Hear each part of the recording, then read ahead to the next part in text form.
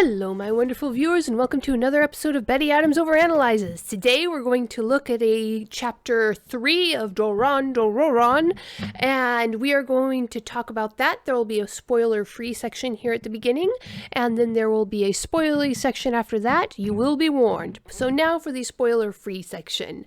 This chapter deals with a potential issue that I spotted back in the previous two chapters. The issue is you're dealing with a fairly complex social situation. You have two different types of sapient beings who can think and feel, beings who are, for all intents and purposes, people. You have the human on one hand, and the semi-supernatural Mononoke on the other hand. And the Mononoke are clearly monsters that come out of the woodwork and eat people, but the story has decided to give them free will and a conscience, as exampled by Kusanagi, our mysterious main character, Mononoke. And so the question is, how is this child's manga? And this was clearly aimed at a younger demographic. A demographic that usually requires simpler stories, not silly stories, not stories with no meaning, but meaning where stories where the meaning has been simplified. And this always leads to a problem. How do you deal with the concept of two groups of people that are at odds over resources or something? This is a fairly complex issue, and in real life it requires complex solutions. So how is a simple lower age group Shonen Jump going to deal with that? Now, sometimes it just makes it so that the monsters are just straight up monsters, mindless, and needs to be dealt with as a natural disaster. But that's not the way that Doron Dororon was going with this. And one of the main ways this manifests is when you have the main character who allies with one of the yokai, with one of the Mononoke, and does not do this within the context of the existing legal structures of the world. In this case, you have Dora, being a disreputable youth, aligning himself with a Mononoke outside of the context of the samurai group. And how is that going to affect the main character's interactions with the existing power structures? There are a couple different ways that could be handled, and I speculated about some of them in a previous video, but it's not really to tell you how this show handled it, and it handled it in a way that was consistent with the tone of a younger age Shonen Jump manga, and I'll tell you how they handle it when I get to the spoiler section, but it is pretty satisfactory. Suffice it to say that even though we do have well-intentioned heroes in this manga, as it's been clearly outlined for us, none of these heroes are truly pure of heart, except so far as we've seen the Kusanagi himself, the Mononoke. Meanwhile, the human characters, well, our main character is a juvenile delinquent. That pretty much sums it up. But that's the end of the spoiler-free review. I'm about to get into the spoilers. You have been warned, so that you have sufficient time to click away so you can dry your hands and touch the screen. I'm going to give you a chance to do that by telling you to go click below the video to check out a copy of my books, Humans Are Weird. I have the data, and Humans Are Weird, we took a vote, which are now printed and in my possession and ready to be shipped off. And now the spoilers are coming. You have been warned. So we get a lot more character development in this chapter for apparently both of our MCs. The samurai girl that we've seen before, the top-ranked or mid-ranked samurai girl who is taking out Mononoke left and right. We get a look at her motivations, and they're not entirely pure and heroic. She has career goals that appear to be closely tied with romantic goals. So we get another main character who is not pure as the driven snow, has their own selfish motivations for doing what she does. And then we move on and we get another look at Dora and in his current situation. And again, Dora is not the perfect main character morally. Neither are the people around him. The old man, who's I guess kind of so far the mentor character, is kind of not sleazy, but is definitely more in the line of justice than of mercy. He is going to give Dora his due, but he also demands his due from Dora. Meanwhile, you have Kusanagi, the cute little Mononoke, actually appearing to be pure of heart and only wanting the best for Dora and willing to make the sacrifices he thinks necessary for Dora to succeed.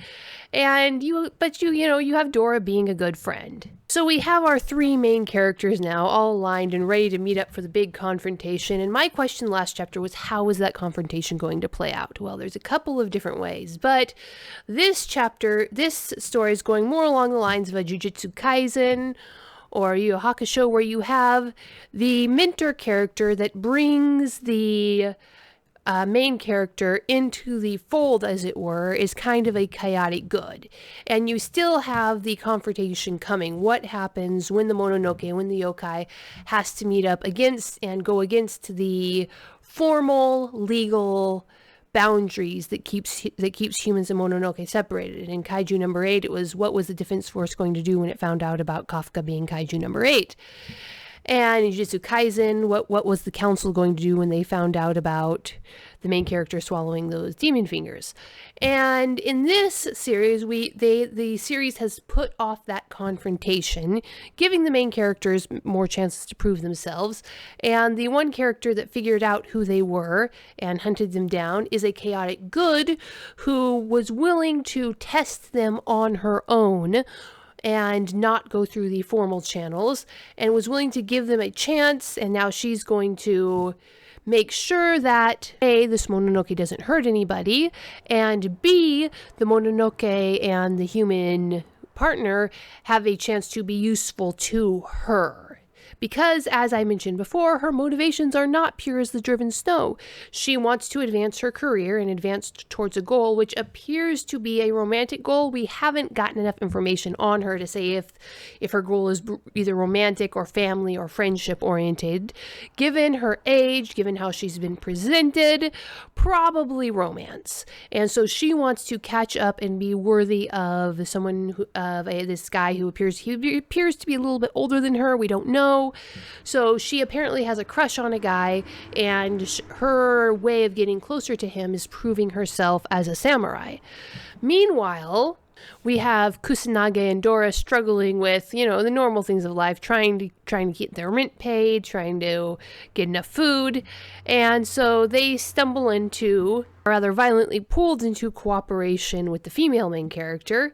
And it looks like the three of them are going to be forming a Mononoke slaying unit, with her giving them tips on where to fight Mononoke, presumably covering for them, and actually funding them, which is a good way to account for the fact that where our main character is going to stay now that the human main character flunked out of his test to be a samurai. I saw a comment on Reddit that described the main characters very well. They're heroically intentioned characters who each have a bit of personal sleaze to make them seem a little bit more human. Their motivations aren't pure, as we've seen so far with the main character. They still have a lot of moral growth to go, but their hearts are in the right places, but their habits are still a bit in the trash can. But anyway, this is a promising manga. It handled the central conflict that shows up in this kind of manga very well.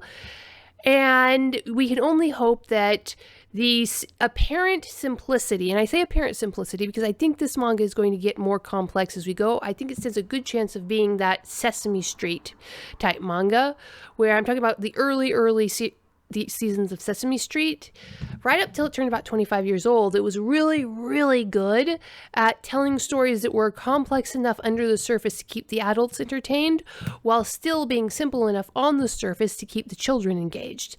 And when you have a Shonen Jump manga, that's what it's got to do. It's got to keep the younger generation, the up-and-coming shonen fans engaged, while still being complex enough under the surface to engage the attention of the older fans. And I think this one really has a chance of doing this. So again, I think this manga has legs. Let's just knock on wood. Hope that it keeps running. Anyway, that's my those are my thoughts on chapter 3 of Doron Dororon. If you want more, check out my YouTube channel. You can hit that like and subscribe button so you won't miss a beat. If you've already subscribed, check to make sure you're still subscribed, because YouTube will unsubscribe you. Check out the links below the video to get a copy of my book, Humans Are Weird, I Have the Data, or Humans Are Weird, We Took a Vote. And peace out, my wonderful viewers. Humans are weird, we took a vote, and humans are weird, I have the data. 2 books in a series of human absurdity. Go check out these short story collections. What will our little green friends think of us when we finally do make it to space? Find out the answer in 2 books of human absurdity. Humans Are Weird, we took a vote, and Humans Are Weird, I have the data. Available on Amazon, Barnes & Noble, Kobo, and Google Play.